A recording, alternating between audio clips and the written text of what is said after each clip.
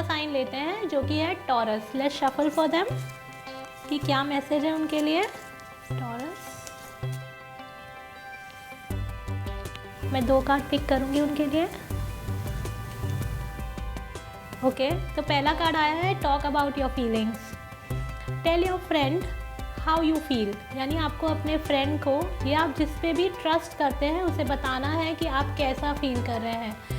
शायद कहीं ना कहीं आपने अपने इमोशंस को बहुत ज़्यादा होल्ड पे रखा है, किसी भी वजह से होगा कि शायद पहला थॉट जब मैं ये सोचती हूँ कि क्यों होगा, तो हो सकता है कि आपको लगता है कि लोग आपके बारे में क्या सोचेंगे। सो उसके बारे में मत सोचिए। अगर आपको कोई ट्रस्टवर्दी फ्रेंड नहीं समझ में आता है तो कोई भी काउंसलर या किसी भी थेरेपिस्ट के पास जाके हेल्प ले लीजिए, ताकि आपके लाइफ में जहाँ पे भी ब्लॉकेज है वो वहाँ से आप मूव कर सकें। क्योंकि सेकेंड कार्ड आया है healer. You have the power to help and heal others. तो अगर आपके अंदर वो पावर है कि आप अपने आप को और दूसरों को हील कर सकते हैं, बट आपको वो पावर का अभी तक रियलाइजेशन ही नहीं है, तो अगर आप ये करेंगे कि आप अपने इमोशन ब्लॉकेजेस से बाहर आएंगे। और मैंने ये पर्सनली एक्सपीरियंस किया है कि अगर आपने इमोशंस होल्ड किए हैं, इसका मतलब आप बहुत ही पावरफुल हैं, और आप अगर उसको एक्सप्रेस कर लेंगे तो आप दूसरों के इमोशंस को भी बहुत अच्छे से और माइन्यूटली समझ सकते हैं, तो आपको उनको हेल्प करने में भी बहुत ईजी होगा।